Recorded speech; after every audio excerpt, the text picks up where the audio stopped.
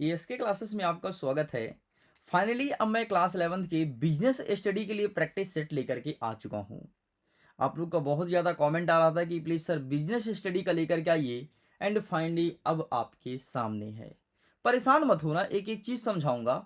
और यकीन मानो, बिजनेस स्टडी जो सब्जेक्ट है वो बहुत ही अच्छा सब्जेक्ट है। अगर आपने इस सब्जेक्ट का चुनाव किया है मतलब डेफिनेटली आगे जा कर के लाइफ में आप बहुत अच्छा करने वाले हो।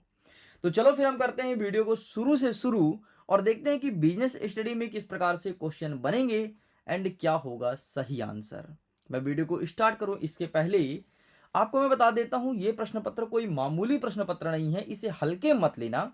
ये आपके त्रैमासिक परीक्षा के सिलेबस के अकॉर्डिंग, साथ में ब्लूप्रिंट के अकॉर्डिंग इसे डिजाइन किया गया है। ब्लूप्रिंट में किस प्रकार से क्वेश्चंस थे, ठीक वैसे ही क्वेश्चन यहाँ पर अरेंज किया हूं ताकि एग्जाम में बहुत हेल्प मिल सके।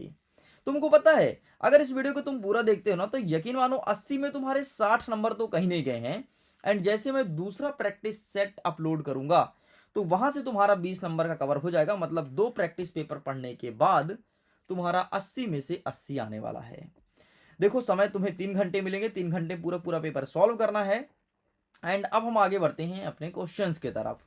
पहला नंबर कहता है कि सही विकल्प चुनकर एक लिखो। इसमें प्रश्न क्रमांक 1 कह रहा है, निम्नलिखित में से किसमें निश्चित एवं नियत वेतन मिलता है। ऐसा क्या चीज है जिसमें निश्चित और नियत वेतन मिलता है, तो वो है रोजगार। अगर किसी व्यक्ति को रोजगार मिल गया तो हमेशा फिक्स पेमेंट मिलेगा, चाहे जितना मिले, और नियमित मिलेगा। इसे कहते हैं रोजगार। ठीक है, व्यवसाय में बहुत दिक्कत होती है भाई, कभी पैसे कमा लेता है इंसान, कभी नहीं कमाता। पैसा पैसा मतलब होता है, जैसे जैसे हम एग्जाम्पल तौर पर दे रहे हैं, जैसे कोई चर्मकार है, ठीक है, तो उसका पेशा क्या है, जूता चप्पल काम करा, चमड़े काम करना। तो पेशा में नियमित वेतन नहीं मिलता एंड उद्योग में भी नहीं मिलता, लेकिन रोजगार में फिक्स है भाई, है ना। काम मिला चाहे 10,000 मिले, लेकिन मिलेगा।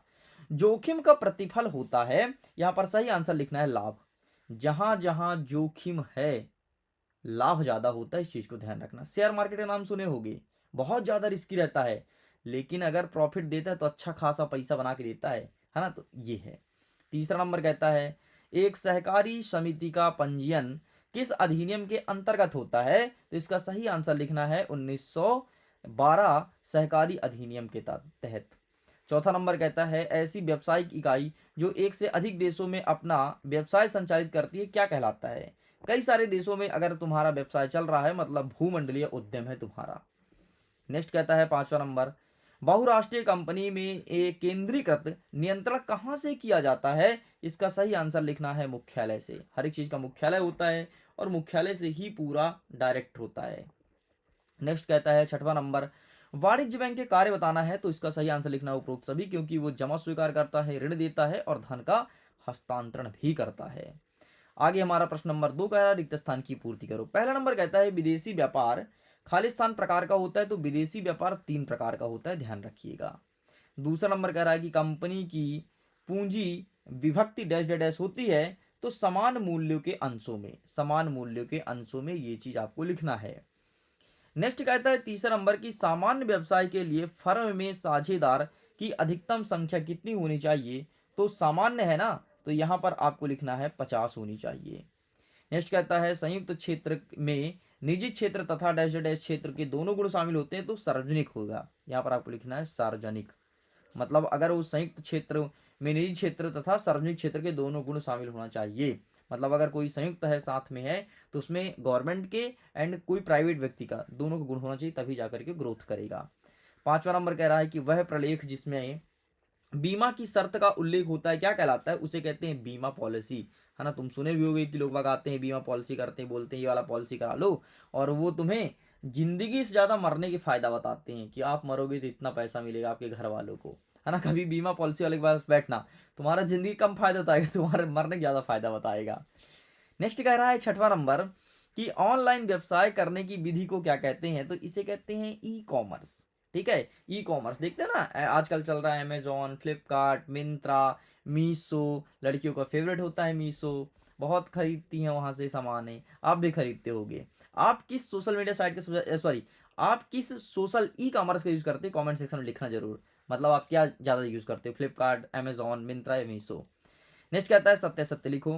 पहला नंबर कहता है डाक संचार उद्योग तृतीयक उद्योग कहलाते हैं, तो बिल्कुल यहाँ पर आपको सही कर देना है। नेक्स्ट, वाणिज्य व्यापार का अभिन्न अंग है, बिल्कुल सही हो जाएगा। एक सार्वजनिक कंपनी में अधिकतम 50 सदस्य होते हैं, नहीं, गलत बात है, ऐसा नहीं है। नेक्स्ट कहता है प्रतिनिधि साझेदार लाभ हानि का भागीदारी नहीं होता है, ये चीज बिल्कुल सही हो जाएगा। वायरस कंप्यूटर को सुरक्षा प्रदान करता है, गलत हो जाएगा। वायरस जो होता है कंप्यूटर को हानि पहुंचाता है। ई कॉमर्स का क्षेत्र व्यवसाय में व्यापक है, बिल्कुल सही हो जाएगा। इस प्रकार से चौथा, तीसरा और पांचवा गलत है, बाकी सब कुछ सही है। प्रश्न नंबर 4 कह रहा है सही जोड़ी मिलाइए। पहला नंबर कह रहा है कि आपका रोजगार, तो इसका हो जाएगा आपका व्यापार। नेक्स्ट कहता है एकाकी व्यापार, तो इसका सही हो जाएगा आपका कर्ता द्वारा निर्णय, ये हो जाएगा। नेक्स्ट कहता है सार्वजनिक कंपनी, तो इसका सही आंसर हो जाएगा न्यूनतम 7 सदस्य, तो ये हो जाएगा। नेक्स्ट कहता है ग्राहक से ग्राहक कॉमर्स, तो दोनों पक्ष व्यावसायिक इकाई, ये हो जाएगा। नेक्स्ट आपका कहता है कि अंकीय मुद्रा, तो इसका सही आंसर हो जाएगा आपका क्रेडिट कार्ड। नेक्स्ट कहता है निष्क्रिय साझेदार, तो इसका सही आंसर हो जाएगा फर्म में पूंजी लागत। और अंतिम कह रहा है निजी कंपनी, तो केवल स्वामी, ये लो भाई, ये भी होता है कंप्लीट। आगे बढ़ते हैं, प्रश्न क्रमांक 5, एक शब्द या एक वाक्य में उत्तर दीजिए। हमारा पहला नंबर कहता है कि मछली पकड़ना किस प्रकार का उद्योग है, तो मछली पकड़ना आपका मत्स्य उद्योग है ना, मत्स्य उद्योग। नेक्स्ट कहता है कि कंपनी का निर्माण करने वाला व्यक्ति क्या कहलाता है, तो उसे कहते हैं प्रवर्तक, है ना, जिसे तुम क्या कहते हो यार, सीईओ कहते हो ना, ये इस कंपनी के तो सीईओ हैं, है ना, मतलब जो कंपनी को स्टार्ट किया है। जैसे तुम देखते हो कि मिडिल एजुकेशन को स्टार्ट करने वाला मैं स्वयं हूँ, तो एक तरह से कह सकते हो कि मैं उसका एमडी एंड सीईओ हूँ, क्योंकि मैंने उस कंपनी को स्टार्ट किया है।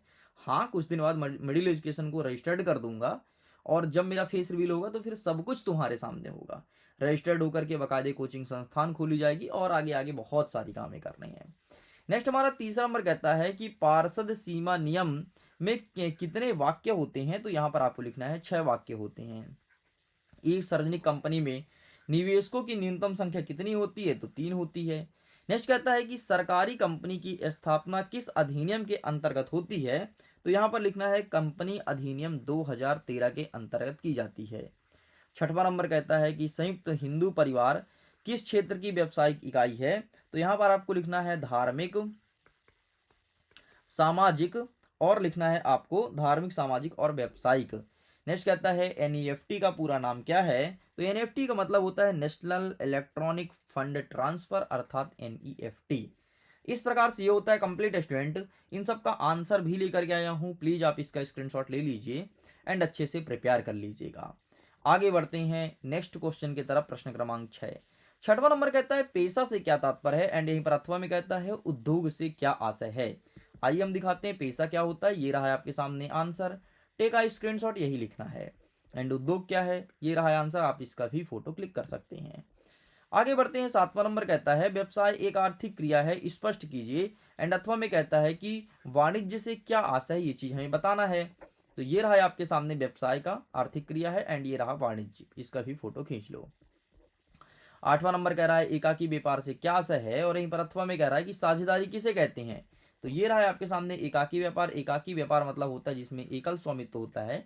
जैसे मिडिल एजुकेशन यूट्यूब चैनल में केवल मेरा स्वामित्व है, किसी और का नहीं, तो वो एकाकी व्यापार है। ठीक है, नेक्स्ट कहता है कि साझेदारी, तो ये रहा है आपके सामने। नेक्स्ट कहता है कि सार्वजनिक उपक्रम से क्या आशय है, और अथवा कह रहा है कि उपभोक्ता सहकारी संगठन किसे कहते हैं। ये रहा है आपके सामने सार्वजनिक उपक्रम, एंड ये रहा आपके सामने उपभोक्ता सहकारी संगठन, इसका फोटो खींच लो। आगे बढ़ते हैं, 10वां नंबर भूमंडलीय उद्योग किसे कहते हैं, और अथवा में कह रहा है निजी क्षेत्र के व्यावसायिक संगठन के 2 एग्जाम्पल देना है। तो ये रहा है आपके सामने भूमंडलीय उद्यम मतलब ग्लोबल एंटरप्राइज, एक ऐसी बड़ी कंपनी होती है जिसमें एक से अधिक देशों में अपना व्यवसाय संचालित होता है, जिसे बहुराष्ट्रीय निगम भी कहा जाता है। एंड ये रहा अथवा वाला। आगे बढ़ते हैं, 11 नंबर कह रहा है कि सार्वजनिक क्षेत्र का अर्थ लिखना है, और यहीं पर अथवा में कह रहा है कि विभागीय संगठन के 2 लाभ भी बताना है।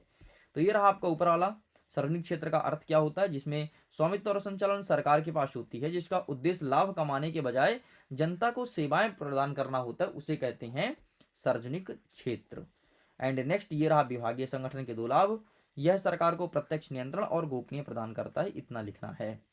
आगे बढ़ते हैं, 12 नंबर कह रहा है कि व्यावसायिक सेवा का अर्थ लिखिए, और अथवा कह रहा है कि ई बैंकिंग का अर्थ लिखो। ये रहा है आपके सामने व्यावसायिक सेवा, वे सेवाएं जिसमें व्यवसाय अपने संचालन में सहायता के लिए खरीदते हैं, उसे व्यावसायिक सेवा कहते हैं। एंड ये रहा आपके सामने ई बैंकिंग मतलब इलेक्ट्रॉनिक बैंकिंग, आपको ये लिख के कंप्लीट करना है। आगे बढ़ते हैं। नेक्स्ट हमारा 13 नंबर कह रहा है कि वाणिज्य बैंक किसे कहते हैं, और यहीं पर अथवा में कह रहा है कि डायरेक्ट टू होम मतलब डीटीएच सेवा से क्या तात्पर्य है। तो ये रहा है आपके सामने वाणिज्य बैंक, तो आप इसका फोटो खींच लीजिए। एंड नेक्स्ट कह रहा है ये डीटीएच डायरेक्ट टू होम एक ऐसा उपग्रह आधारित टेलीविजन सेवा है जिसमें डिजिटल टीवी का सिग्नल सीधे उपग्रह से ग्राहक के घरों तक पहुंचाया जाता है, उसे कहते हैं डीटीएच डायरेक्ट टू होम। ठीक। नेक्स्ट हमारा कह रहा है 14 नंबर की ई कॉमर्स की सफलता के लिए 2 आवश्यक संसाधन लिखना है, और यहीं पर अथवम कह रहा है कि डाटा स्टोर की सुरक्षा का क्या आशय है। तो ये देखिए नेक्स्ट का answer, take a screenshot, and ये रहा इसका अथवा वाला। आगे बढ़ते हैं। नेक्स्ट कहता है 15 नंबर के स्मार्ट कार्ड के 2 लाभ बताना है, और अथवा में कह रहा है कि इलेक्ट्रॉनिक अभिलेख का प्रतिधारण क्या है। तो ये रहा आपके सामने स्मार्ट कार्ड। स्मार्ट कार्ड के 2 लाभ, सबसे पहले उच्च सुरक्षा हो जाएगा, एंड दूसरा में लिखना है कि सुविधाजनक डेटा प्रबंधन। ठीक, तो आप इसका फोटो खींच लो, एंड ये रहा इसका भी फोटो खींच लीजिए। आगे बढ़ते हैं। नेक्स्ट कह रहा है आपका 16 नंबर की व्यवसाय की 3 विशेषताएं बतानी है, और अथवा में कह रहा है कि पेशा तथा रोजगार में 3 अंतर लिखो। ठीक, तो ये रहा व्यवसाय की 3 विशेषताएं। ठीक, ये तुम्हें लिखना है, एंड सॉरी ये रहा व्यवसाय की 3 विशेषताएं, ये लिखना है, एंड पेशा और रोजगार में अंतर ये तुम्हारे सामने है, तो आप इसका स्क्रीनशॉट ले लो। ये तुम्हारा पहला अंतर है। ठीक है, ये रहा तुम्हारा दूसरा अंतर, और यहाँ से स्टार्ट होता है तीसरा अंतर। ठीक, ये अब लिखना है। आगे बढ़ते हैं। 17 नंबर कह रहा है कि साझेदारी व्यापार का 3 लाभ बताना है, और अथवा में कह रहा है कि सहकारी समिति के 3 दोष भी बताना है। ये रहा है आपके सामने साझेदारी व्यापार के 3 लाभ। सबसे पहले साझा कार्यभार और बेहतर निर्णय लेना, अधिक पूंजी और वित्तीय लचीलापन, और संस्था में आसानी और कम लागत। ठीक, ये लिखना है। एंड अथवा में ये रहा इसके दोस्त, तो ये प्रबंध वाला और राजनीति वाला और सीमित पूंजी वाला, ये आपको लिखना है। आगे बढ़ते हैं। नेक्स्ट क्या कह रहा है। नेक्स्ट कह रहा है कि सेवा के विभिन्न प्रकार बताना है, और अथवा में कह रहा है कि ई बैंकिंग के कोई 3 लाभ बताइए। तो सेवा के प्रमुख प्रकार देख लीजिए, उपभोक्ता सेवाएं हो गया, व्यावसायिक सेवाएं हो गया, और सार्वजनिक या सहकारी सेवाएं। ठीक है, एंड ई बैंकिंग के लाभ, तो सबसे पहले 24 आवर्स अवेलेबल होता है ई बैंकिंग, समय और लागत की बचत होती है, और बेहतरीन वित्तीय ट्रैकिंग होता है, मतलब पैसा कहाँ जा रहा है पूरा हिसाब होता है। 19 नंबर कहता है ई कॉमर्स के 3 प्रकार बताओ, और यहीं पर प्रथम कह रहा है कि ई व्यवसाय के 3 अनुप्रयोग भी लिखना है।